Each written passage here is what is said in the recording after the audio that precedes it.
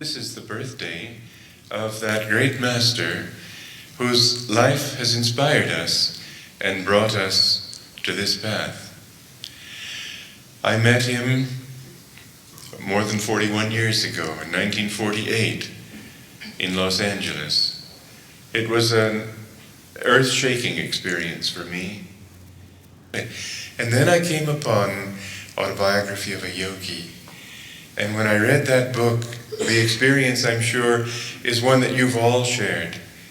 Because in reading that book, I suddenly realized that this thing is real. It's been brought down out of ancient times into modern life. It's been brought down out of some distant culture into what I'm living right now. It's something I can do. And it's something so wonderful that I've always, in my heart, felt that it had to be true. And yet, how? Suddenly this one book and this one person made it all possible to me and all real to me. And when I read things like, it was, perhaps for you it's been easier because after all you've grown up exposed to words like yoga and reincarnation and karma, and I imagine you can find the word karma even in our English dictionary now. But in those days it just wasn't heard. And so when I came upon, I think it's page 8, Lairdi Mashai materializing in a wheat field and saying, Bhagavati, you are too hard on your employee.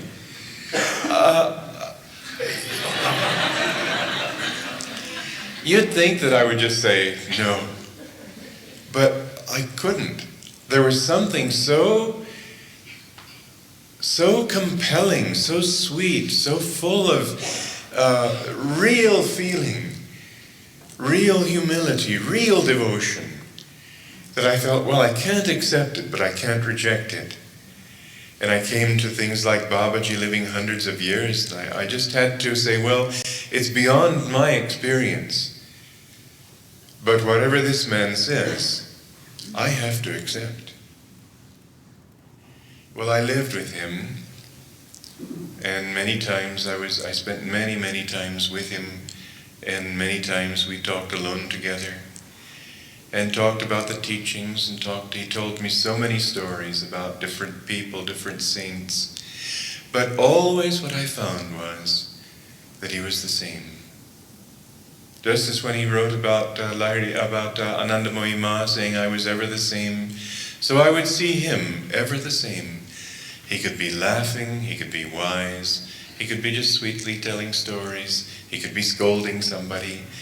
He was always the same. You would look into those eyes and you would see that it was like infinity looking at you. You could be lost in those eyes. And they were so full of love, so full of sweetness. One thing that you expect from a great man is that in some way he will be conscious of that greatness. And certainly he was not unconscious of his greatness. How could he not be? But he always knew that it wasn't his greatness. You always felt that it wasn't he talking. It was something infinite coming through him. So much so that sometimes we would be walking around the compound at 29 Palms, and I would have to hold him because he would just be almost on the point of falling. He would just be so lost in that infinite vision. But he never showed it off as so many lesser people would do. It was always so natural, so unemphasized. I remember one of the disciples saying to him once out at 29 Palms, asking him about some master who had appeared to him on the bluff in Encinitas. Evidently Master had told this story. And Master said, I don't remember, which is enough surprising. You think that if a great master materializes that you'd remember it. And Boone expressed surprise, and Master said, no, I mean, so many come to me that I don't know which one you mean. And then Boone, oh really, he said? Master said, wherever God is, there his devotees come. Now that was the way he spoke. Mind you, in that humility, he said, God is there. He said, no one dwells in this temple now but God. There was no consciousness of self. One time somebody said, how humble you are. He said, how can there be humility when there is no consciousness of self? And that same day, when he answered us about wherever God is, there his saints come, he very casually mentioned that just this afternoon, I think it was this afternoon, maybe yesterday evening, I think it was that same day, he said, I wanted to know about the life of Ramakrishna, and he materialized on my bed beside me. Well, can you imagine how we would respond if somebody like Ramakrishna appeared in your own room? It would be something. Wow, you know. And he hadn't even thought to talk about it, and probably wouldn't have said anything to anyone except that it came up in the course of this conversation. And I said, well, did he tell you about his life? And he said, we held hands, and in the interchange of vibration, I got the whole story. But that was all. He was so completely natural. There was none of this, I predict, I prophesy, none of that. It was so natural, and yet his words were always clear, always truthful, always deep. If you read his writings, you'll see that even in the most casual statement, often just thrown out like that, but if you read it with attention, you'll see that, wow, nobody's ever said this kind of thing before. Read that poem, Samadhi. Read that chapter on cosmic consciousness, and then read all the mystical literature I've ever been exposed to. Nobody has written it that way. They've all talked in sort of vague terms. Ramakrishna would try to talk about it and go into silence. He couldn't speak after a certain height of consciousness. His silence was his explanation. It's an incredible thing that this master has been able to bring these deep, mystical truths out into the clear light of day. But he found himself in all these worldly scenes that somehow he got into. Being in this country, he was always the same. The world didn't touch him because he was a Paramhansa. He was one who could be equally at home in this world and in the world of spirit. And because of that, leaving his body doesn't mean he's left us. We know from our experience how real that presence is. We know from our experience how real that guidance is. And that's what has made this community what it is. And that's what made this retreat so wonderful. As people grow in that attunement, there comes a harmony. We can't do it. If I hadn't that, I don't know what I'd be. But with that light, and living in that light, somehow our lives change. Not due to credit to us, except that perhaps we did a little work to try to open ourselves to it, but he did it. Live this year in that center. Try to feel his presence within yourselves. Try to feel his guidance. Remember the technique that I've mentioned in the path that he taught for attuning yourself to the Guru. Visualize him here, and then try to feel his response in your heart. He is not here to do anything but bring you to God, to that God who is at the heart, the deepest center of your own being. So let's affirm together. Sit upright and close your eyes. I am center everywhere. Circumference nowhere. I seek God at my center in myself. I am center everywhere. Circumference nowhere. I seek God at my center in myself. Self-realization is the knowing. In all parts of body, mind, and soul. That I am now in possession of the kingdom of God. That I need not pray that it come to me. That God's omnipresence is my omnipresence. And that all I need is to improve my knowing. Self-realization is the knowing. In all parts of body, mind, and soul. That I am now in possession of the kingdom of God. That I need not pray that it come to me. That God's omnipresence is my omnipresence. And that all I need is to improve my knowing. Om. Peace. Amen. Thank you for that beautiful music. I was remembering an experience I had, actually, right almost exactly at this spot. In the early years of our school, when we were building it from the lower grades, we still had our theater production, but we didn't have very many children, and they were small, and they were terrible actors. And to have any hope of putting on anything at all, we had lots of adults in the plays. It was actually a good idea, even now, because it gave the children something more dynamic to relate to, and it raised the bar with them, because there would be someone in the middle of them who really knew what they were doing, or relatively speaking.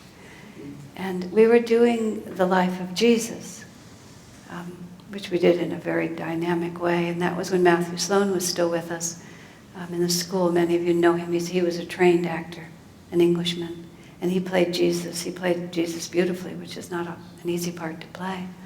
And I played the part of Mary for parts of the play. We have multiple casts.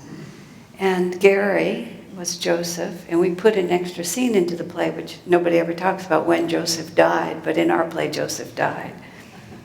And so we had him laid out on the deathbed right here. And I was Mary, his wife, and Matthew was Jesus. For those of you who don't know, Matthew is a big man, strong, big man. And the way we were playing it, I was the bereft widow, and here was my husband, and I was going to have to leave him, but naturally I didn't want to.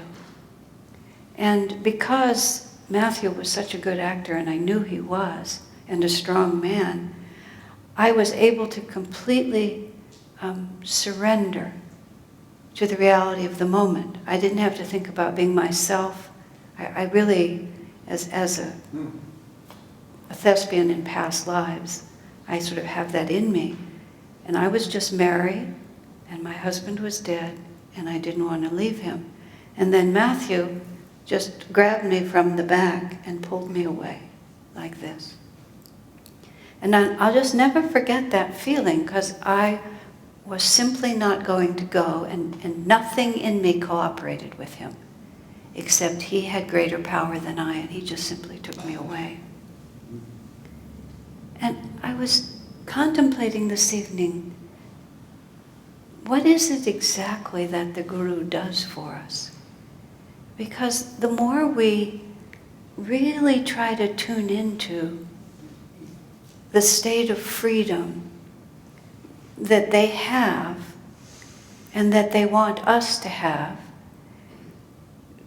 with humility that's effortless, there's a big gap. We had, on Sunday, Santosh was reading this message of Masters, talking about how he has the power to unravel our karma for us. He says, no one who comes to me goes away unchanged. I can do this for you.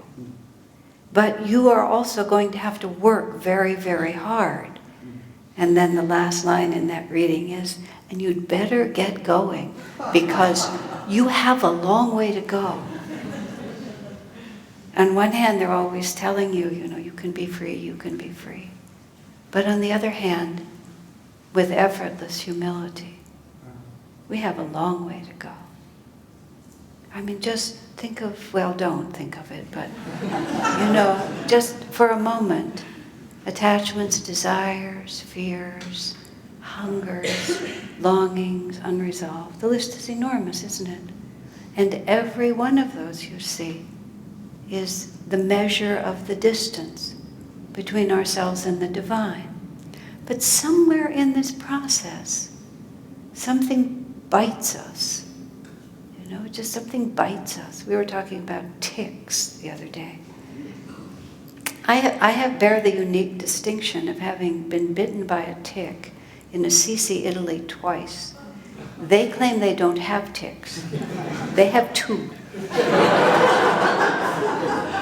Being bitten by a tick is extremely weird because it's still there.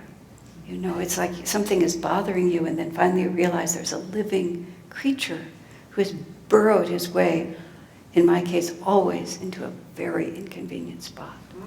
Very inconvenient. And there he is, you know, and he's become a part of you like that. Well, it's not a pleasant image, that one. But in a very real sense, that's what happens to us somewhere along the line. That something bites us. Just some piece of divinity just catches our attention, and it literally burrows into us, and it leaves the trail of its vibration in us, and we can never extricate ourselves from it. Now, not that we really want to, but we really want to. That's what happens. You know, that's why I was thinking of this. There it is. And of course, this is Mary and Joseph and Jesus. We're thinking of it on a really big scale. But I wasn't playing it like that. I was just one soul whose true love was now gone from her, and she didn't want to let go. But God himself, even in the play, Jesus, had greater power to take her where she needed to be than she had to hold on to what God had removed from her life. This is the dynamic that we all live. And the word surrender is a really glorious word in some ways. I've not been fond of it, but lately I've grown more fond of it. Because it really is like that. It's just, why am I not willing to give this to you? And you have to just ask yourself that question. And at least for me, it always comes down to fear. I don't know if that's true for everyone or not. Everybody, as Swamiji once said, everybody has their theme, whatever their theme might be. And I freely admit mine has always been fear. And this necessity to understand that why would we be afraid of what God wants to do with us? You know, where does that fear come from? Just, I don't know, lifetimes of I want it my way, and this time I've got it figured out. This time I've got it figured out. You know, just a minute, God, this time I've got it figured out, right? And we try it just one more time like that. I was thinking of the story in Autobiography of a Yogi where Master leaves Sri Yukteswar to go off to the Himalayas. You know, he's always wanted to go to the Himalayas. And this is the story as he tells it very seriously. In the Autobiography of a Yogi, it seems that Master was away from his guru for 1 week. He was actually gone for 1.5 years. And for some reason, Master told the story, so it seems like he wandered off for a few days, got it out of his system, and came back. But it was actually 1.5 years that he went away. And as Master says in the book, his only excuse is that he hadn't been with Sri Yukteswar very long, and he didn't know very much. But you know, these are the stories. These are what the gurus really go through. They assume this veil of delusion. And Master was persuaded that he needed to be in the Himalayas. He met Ram Gopal Muzumdar, who sent him back to his guru. But when he comes back, shortly after, is when Sri Yukteswar gives him the experience that he'd been craving. And Sri Yukteswar says something to Master like, "Poor boy, the Himalayas could never give you what you're seeking. Poor boy." And that's how the Masters watch us all the time. Poor child. There she is. There he is, one more time. There's this story of Mr. Cuaron, who was Master's disciple from Mexico. And Mr. Cuaron, Master would say to him, I lost track of you for a few lifetimes, but I'm not going to lose track of you again. And Swami writes, periodically Mr. Cuaron would say to Master, remember your promise, which is don't let me get lost again. And Master says, I promise, I remember. Just like that. Is that we just wander off and the gurus just watch us go off to play. We're just going off to play. And they just stand there patiently waiting until one more time, or until we surrender and they can pick us up. Or we have committed ourselves deeply enough.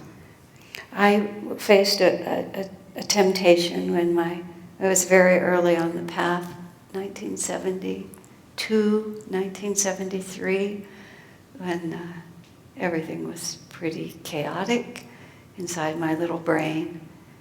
And I just was wanting to do this and wanting to do that, which were not really good for me. And I knew that it wasn't good for me, and I knew I was just goofing off, is the only word I can think of. But I really wanted to goof off, really, really wanted. So I would meditate in the morning, I'd get myself centered. And this would be my conversation with Master. If you open the door, I'm going to run through it. The only hope for me is that you have to keep the door tightly closed. And when I see it closed, I'm going to tell you that I didn't really mean it when I said it this morning. And we would just go through that every day. And darned if he didn't keep that door closed. And darned if I wasn't so annoyed that it was closed. And I would do everything I could to push it open. And he was holding it from the other side. This is the game we play with the Guru. And I don't think there's any other way. It would be awfully nice if it were just clean, wouldn't it? But our karma is very complex. And somewhere Master says that. Maybe it was even in one of the recent readings, I don't remember. The karmic pattern inside of you is very complex, he said. But I can see it, and I can unravel it for you. But he can't just rip it out like that, because it would tear ourselves to pieces, because we're too identified with it. He has to lure us out of it, piece by piece. Just like little children, I was in a store, an educational toy store, and a mother came in, and she had a very specific idea of what educational toy was appropriate for a child, but she didn't keep her eye on her child, and he had several ideas about which toys were appropriate for him. So he'd gone around and gathered the things that he wanted, while she was gathering the things that she wanted him to have. And then, because she was a highly modern mother, she was going to persuade him that he wanted what she was going to give him. And she was showing him and educating him, and you could see him. He was slowly losing interest in his own choices. Then impatience set in, and she tried to remove those choices from him. And all of a sudden, the only thing in the universe for him was what she was trying to take away. And he grabbed it and started screaming, and the whole thing ended very badly. Isn't that so? We're just being drawn into that light, even in great moments, because it's so schizophrenic is the only word I can think of. We have those moments where we are so free, it is so clear, that we can't imagine how we could ever slip away from this again. And minutes later, or a day later, it's just gone. It's grace. One of the things that masters tell us is pray for the grace to be able to love you.